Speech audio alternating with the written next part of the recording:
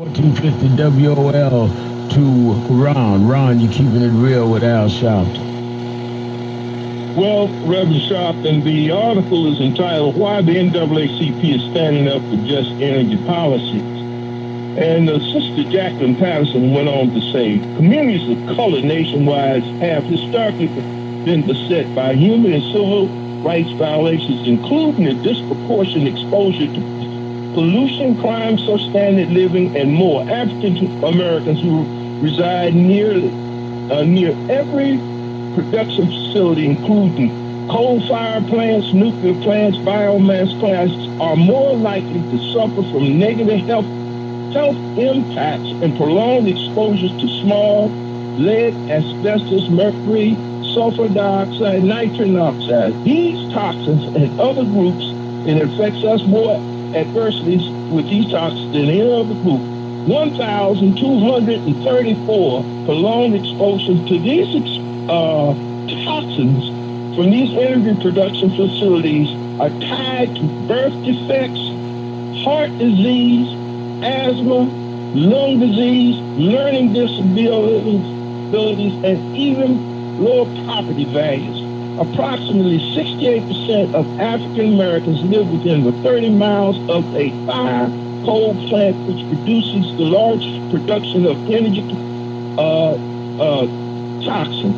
Health conditions associated with the exposure to these toxins coming from plants disproportionately affect African Americans.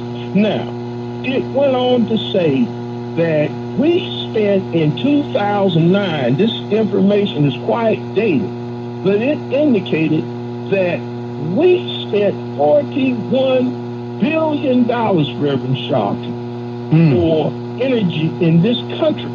But we only comprise 1.1% of the energy jobs and only gain 0.01% of the revenue generated from this industry. And as you know, Reverend Sharpton, I host a show every week called Solar Now and the Future with its economic impact on Black America. And I'm very, very happy to know that you're going to have Van Jones. Yep, he'll be at the convention. Yes, sir. I don't know if I'll be able to make it because there is a array of activity going on in Washington, D.C. around this energy and climate change piece. But I want you to know, Reverend Sharpton, that this industry generated $200 billion domestically in 2016 and $1.4 trillion.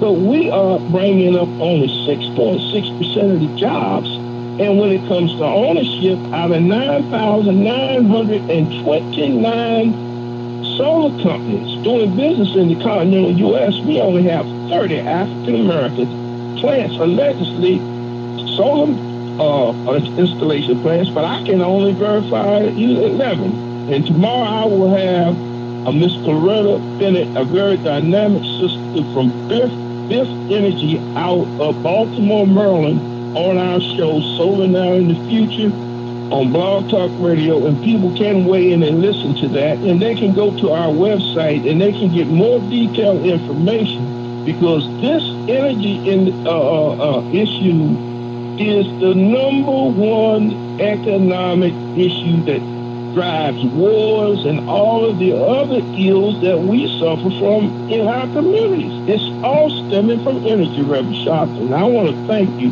But people can go to PositiveChangePC.com. That's PositiveChangePC.com. Click on our news and events tab, and all that information is there. And I want to thank you. All right, Ron. Thank you. Let me thank you for the information, and I hope people follow up, go to the website. We need information. Let's go to Richmond, Virginia, to Petersburg, to 102.7, to Crystal. Crystal? Hello. Hi. Hey, Reverend Al. How are you this morning, this afternoon, Reverend Al? I'm good. How are you? I am very good. I'm super excited. I am headed up to New York. I'm looking forward to seeing you in the morning. Yes, sir. Great. I'm looking forward. Make sure you come over and tell me the face behind the voice, Crystal. I certainly will. And look, I wanted to let you know, I'm traveling from Norfolk, right? I'm a professor down at Old Dominion University, and particularly not only just following you, Reverend Al, and all of the progressive work that you do and that you have been doing for years, which I am just so humble and honored to be even speaking with you now, but particularly as well, I follow Elijah Coles Brown. Okay. Elijah Coles Brown is a 13-year-old motivational speaker. He's out of Richmond.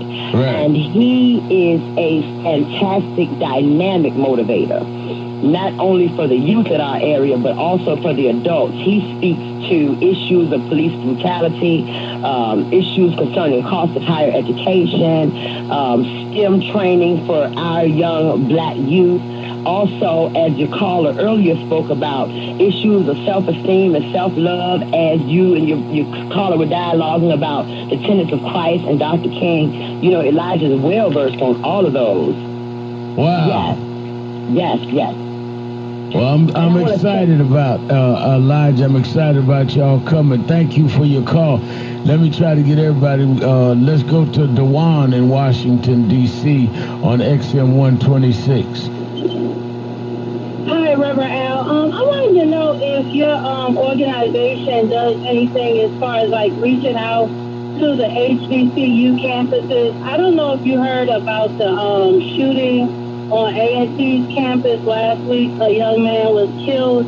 But I just feel like there's so many different things that have to be addressed. I'm by Howard University, and right now 30% of Howard's freshmen that come in are on remedial math, English, reading, and a lot of them are taking 5 to 7 years to get a 4-year degree. There's so many different issues, from race to orgies to alcohol poisoning, and I just wonder what we can do. No, we are definitely going to focus on that. I think Saturday, Mayor Pat Hector, who's our youth director, who's a student